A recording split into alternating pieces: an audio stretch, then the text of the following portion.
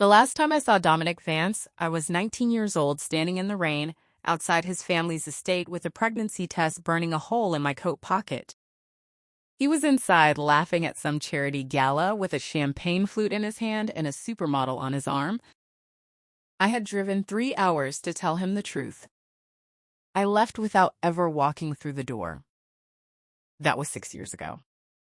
Now I'm 25 and the catering manager for the biggest tech summit on the East Coast. My team is understaffed, my earpiece is buzzing with complaints about the vegan canapes, and somewhere in this glittering hotel ballroom, my 5-year-old son Leo is hiding under a dessert table because my babysitter canceled and I had no other choice. I'm not the same girl who stood in that rain. I have a degree.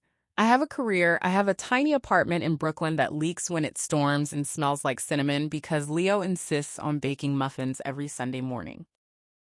I have built a life out of nothing. And in approximately 30 seconds, that life is going to collide head first with the man who shattered it. Dominic Vance, founder and CEO of Vance Industries. Net worth somewhere north of $12 billion. Voted most eligible bachelor by a magazine I may have thrown directly into the recycling bin. He's the keynote speaker tonight. I knew this when I took the job. I told myself it didn't matter. I told myself he wouldn't remember me. I told myself a lot of things. None of them were true. He walks into the ballroom like he owns it, which technically he does, since Vance Industries is the primary sponsor of this summit. He's taller than I remember. Broader. His jaw is sharper, his eyes are colder, and the years have carved something ruthless into the corners of his mouth. He's wearing a charcoal suit that probably costs more than my annual salary, and he's surrounded by a phalanx of assistants and security personnel. I'm standing behind the dessert station, rearranging miniature fruit tarts with trembling hands. Don't look up. Don't make eye contact. Just blend into the background like every other nameless caterer in this room. His gaze sweeps the ballroom. It passes over me. Stops. Sweeps back. I feel it land on me like a physical weight. My blood turns to ice. Dominic Vance is staring at me from across a sea of tech executives in champagne flutes. And he's walking toward me. I grab my clipboard and turn to flee toward the kitchen. I make it 3 steps before a hand closes around my elbow. The touch is gentle but immovable. Mia Chen. His voice is exactly the same. Dark honey and crushed velvet and everything that ever made me weak in the knees. I close my eyes for one cowardly second. Then I turn around. Mr. Vance. I say, bright, professional, brittle. Can I help you with something? The caterer. His eyes narrow. That's what you're going with. I don't know what you mean. I try to pull my arm free. He doesn't let go. You disappeared. He says, 6 years ago you vanished into thin air. No calls, no address, no forwarding information. I hired investigators? I searched for you for months. I gave up. His jaw tightens. And now you're standing here arranging pastries like it's nothing. I stopped searching for you a long time ago, Mr. Vance. I say, and I'd appreciate it if you'd release my arm. This is my workplace. He lets go. But he doesn't step back. Instead, he moves closer, blocking me from the view of the ballroom with his broad shoulders. Why did you leave? He asks. The question is soft.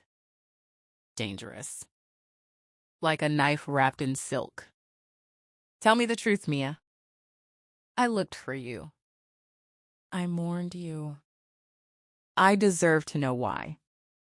My heart is hammering so hard I'm afraid he can hear it. Leo is somewhere in this building. My son. His son. The child he doesn't know exists. The child I protected from the cold transactional world of the Vance dynasty. The child I raised alone in a leaky apartment with hand-me-down books and homemade birthday cakes. I think about the night I drove to the estate. I think about the supermodel on his arm. I think about the article I read 2 days later announcing his engagement to some French heiress. The engagement that ended after 6 months. But still, I was pregnant. I was scared. And I was nothing to him. A summer fling. The daughter of his family's housekeeper. A secret he'd kept hidden because girls like me didn't get the fairy tale. We got a settlement offer and a non-disclosure agreement. I never signed it. I just left. And now he wants to know why. You know why? I say quietly. I saw you that night. At the gala. You were with someone else. And I realized I'd been a fool. His brow furrows. What gala? The charity event at your family's estate. August 14th, 6 years ago. I drove there to tell you something important. You were laughing with a blonde woman. You looked happy. I decided not to ruin it. He stares at me. Something flickers in his eyes. August 14th. He repeats slowly. Mia, I wasn't at the estate that night. I was in Tokyo. I flew out on the 12th. I was gone for 2 weeks. I blink. That's not possible. I saw you. You saw my brother. He says, his voice flat. My twin brother, Alexander. He was hosting the gala because I was overseas finalizing the Tokyo merger. The merger that saved the company from my father's debts. The blonde was his wife. Dominic's hands curl into fists at his sides. You saw Alex? And you thought it was me. And you left. The room spins. I grab the edge of the dessert table. The brother. He had a twin brother. I never knew. He never told me. Our relationship had been a secret whirlwind conducted in stolen hours and whispered phone calls. I knew his family was complicated. I knew he was ashamed of me. Or so I thought. I never met his brother. I never saw a photo. I just saw a face that was identical to the man I loved, laughing with another woman, and I made a choice. A choice that shaped 6 years. Your brother. I whisper. All this time. Dominic's face is pale beneath his tan. He looks like a man who just discovered the ground beneath his feet was made of glass. All this time. He echoes. You thought I betrayed you. And I thought you vanished because you got bored of me. Because I was just the rich boy you were slumming with for a summer. I shake my head. I loved you. The words slip out before I can stop them. I loved you so much, it terrified me. And when I thought you'd moved on, I couldn't bear to be a footnote in your story. So I wrote my own. He reaches for me again. But a small voice cuts through the ballroom noise like a bell. Mommy. I freeze. Dominic freezes. We both turn. Leo is standing 3 feet away, clutching a chocolate cupcake in both hands. His dark curls are a riot. His gray eyes are identical to the man beside me. His face is a miniature masterpiece of Vance genetics. He has frosting on his nose. Mommy, Leo says again. I found the chocolate ones. Can we take some home? Dominic Vance makes a sound. It's not a word. It's something primal. Something broken and odd and absolutely shattered. He looks from Leo's face to mine, back to Leo, back to me. His eyes are wet. Mia, he breathes. Is he... Leo tugs on my apron. Mommy, who's that man? Why is he crying? I kneel down and wipe the frosting from Leo's nose with my thumb. My hand is shaking. I start. I stop. I look up at Dominic. He's dropped to one knee on the polished ballroom floor, heedless of his custom suit and the eyes that are starting to turn our way. He's looking at Leo like he's seeing the sun for the first time. Hello, he says, his voice wrecked. I'm Dominic. What's your name? Leo considers him with the serious scrutiny of a 5-year-old evaluating a new playmate. I'm Leo. He says, I'm 5. I like dinosaurs and chocolate cupcakes. And my mom says I'm not supposed to talk to strangers. Dominic's throat works. He swallows hard. I'm not a stranger. He says, He looks at me. Desperate. Silently begging. I nod once. Permission. He turns back to Leo. I'm your dad. Leo's eyes go wide. He looks at me. Mommy, is that true? I pull Leo into my arms and press a kiss to his curls. Yes, baby. I whisper. That's true. Leo wiggles free and studies Dominic with renewed interest. Do you like dinosaurs? Dominic laughs. It's a wet, broken sound. I love dinosaurs. He says, especially the ones with long necks. What are those called? Brachiosaurus. Leo says promptly. They're herbivores.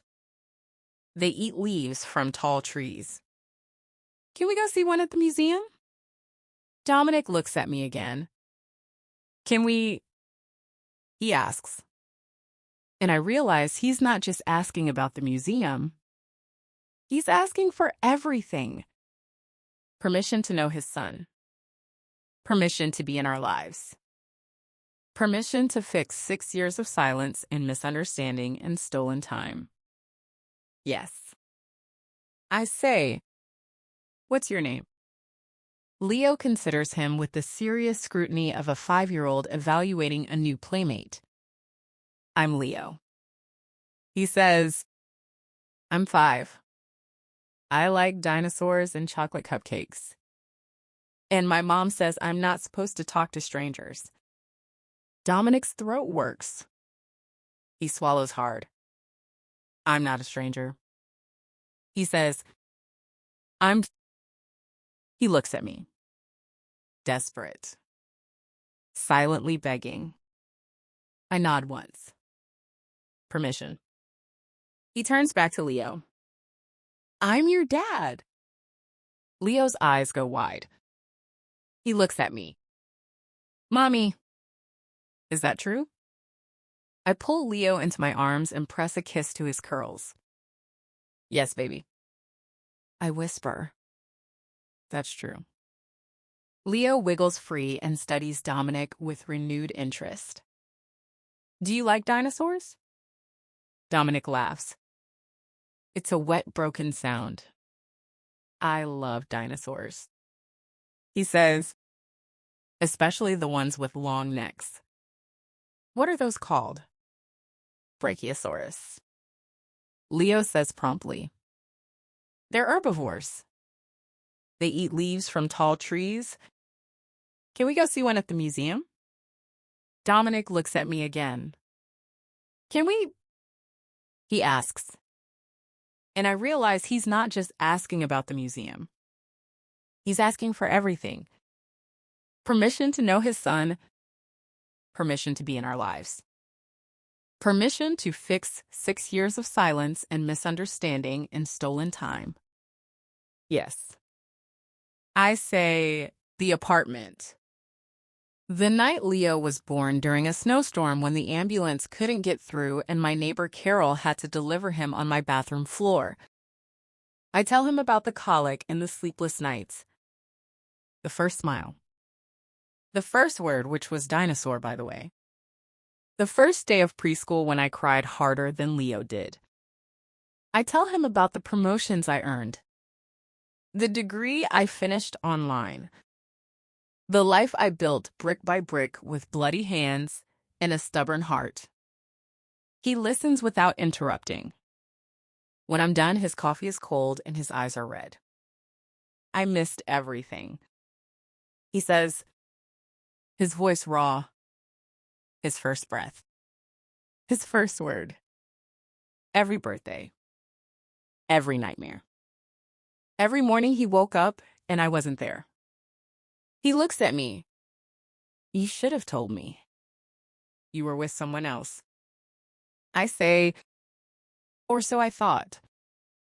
And I was 19 and terrified, and I'd grown up watching my mother be discarded by men like your father. I thought I was protecting him. I thought I was protecting myself. He reaches across the table and takes my hand. I wasn't with anyone else. He says, I never was. After you disappeared, I searched for you. When I couldn't find you, I threw myself into work. I became cold and ruthless and everything they wrote about me in those magazines. Because the only person who ever made me feel human had vanished. And I didn't know how to get her back. He lifts my hand to his lips and presses a kiss to my knuckles. I'm going to fix this. He says, all of it. I'm going to earn you back. Both of you. No matter how long it takes. The weeks that follow are a careful dance. Dominic shows up. Again and again. He comes to Leo's soccer games and cheers louder than any parent on the field.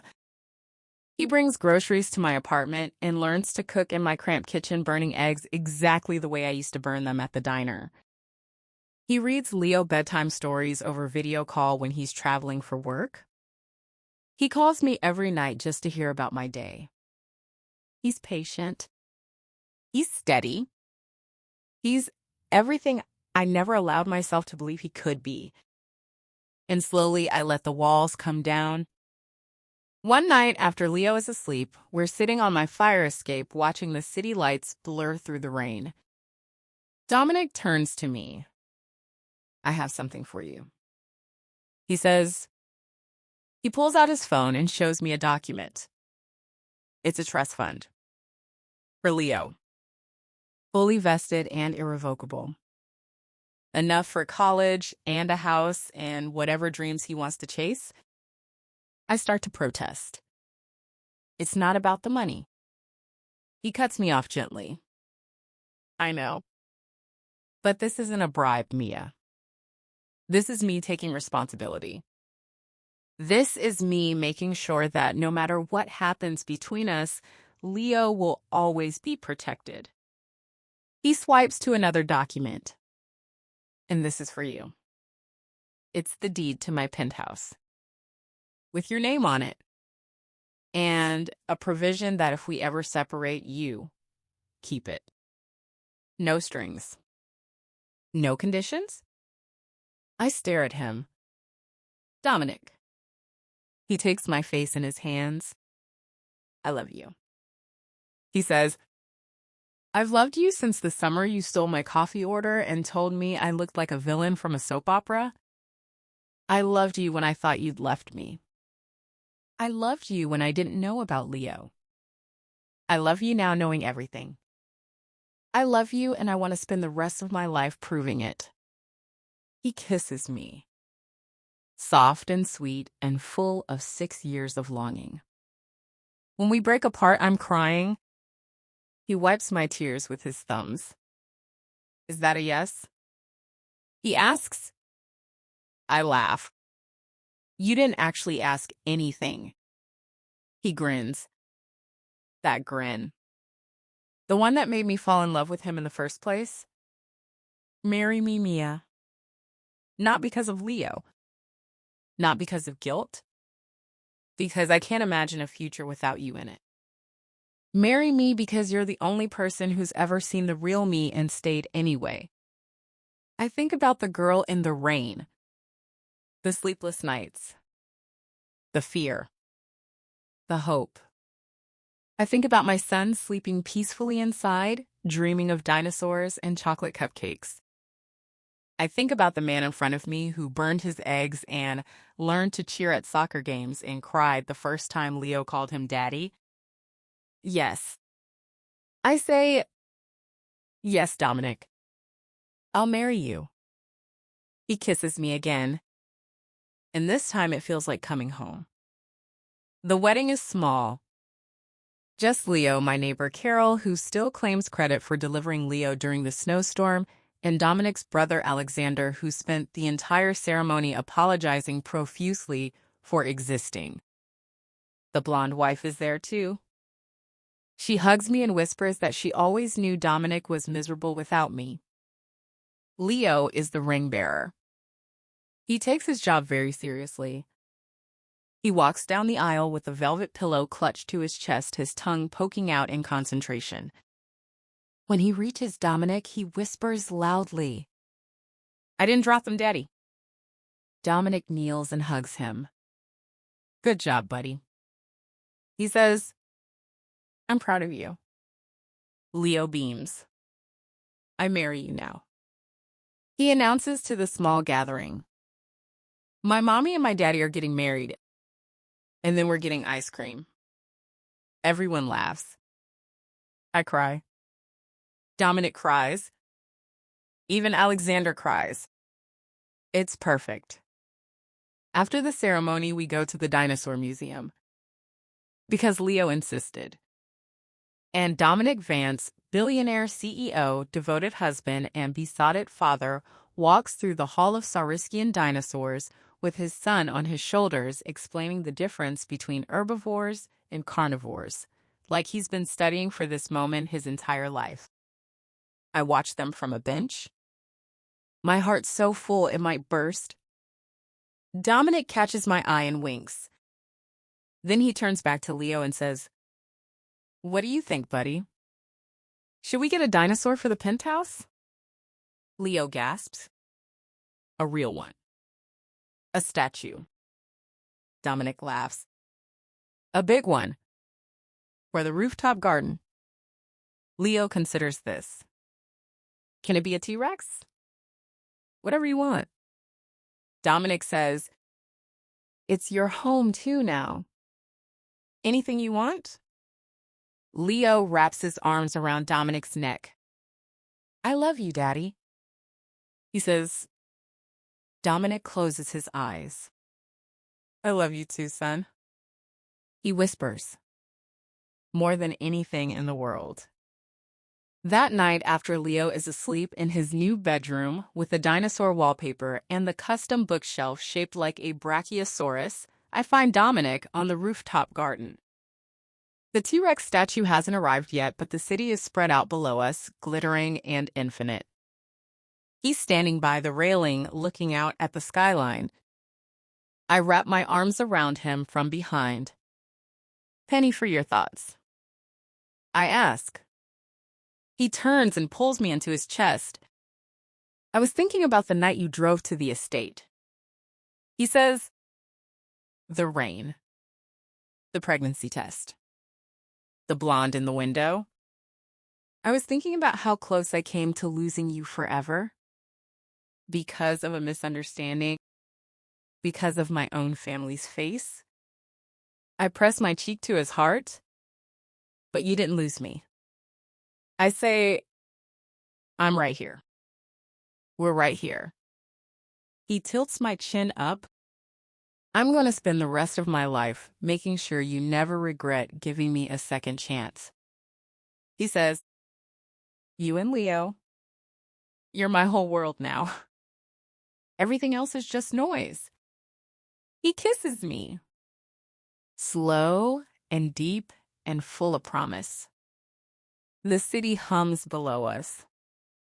Leo is safe and sleeping. The future stretches out like a road we finally get to walk together. And I know with a certainty that settles into my bones that the girl in the rain didn't make a mistake. She was just taking the long way home. 6 months later, the penthouse has been transformed. The minimalist decor is now cluttered with dinosaur toys and finger paintings and a small basketball hoop on the back of the kitchen door. The chef quit because Leo told him his omelets were inferior to Mommy's. Dominic hired a new chef who specializes in dinosaur-shaped pancakes. The T-Rex statue arrived. Leo named it Gregory. It wears the Santa hat year-round because Leo thinks it's funny. Dominic's business rivals are terrified of him as always. But his employees have noticed a change.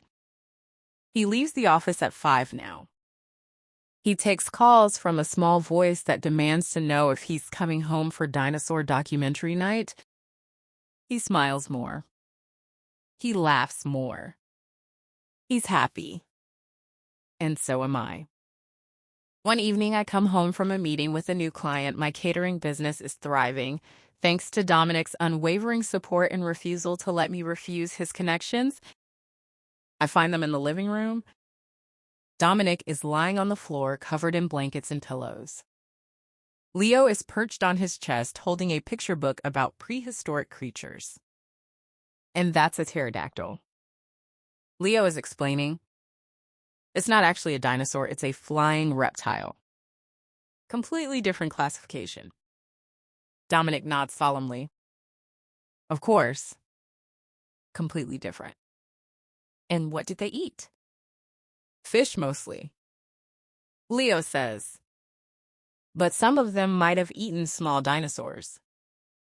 Which is kind of mean, but also the circle of life. He looks up and sees me in the doorway. Mommy, you're home. Come learn about pterodactyls. Dominic holds out his hand to me. Yeah, Mommy. He says, his eyes warm. Come learn about pterodactyls. I kick off my heels and crawl into the blanket fort with them. Leo snuggles between us and continues his lecture. Dominic's hand finds mine under the blankets.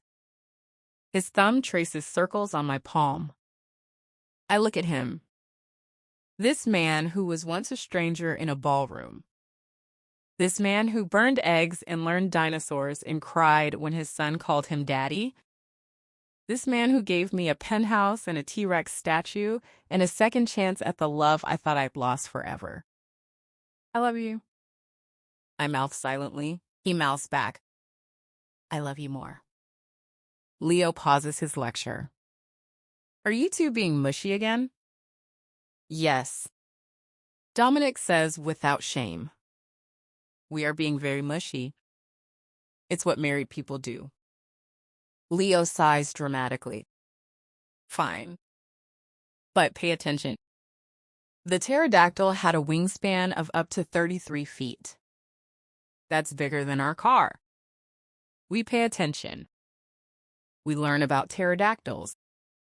We eat dinosaur-shaped pancakes for dinner. We fall asleep in the blanket fort, tangled together like a family. And outside the window, the city sparkles and hums and carries on. But in here, in this penthouse filled with toys and laughter and love, we've built our own world. A world where a boy who loves dinosaurs is the center of the universe.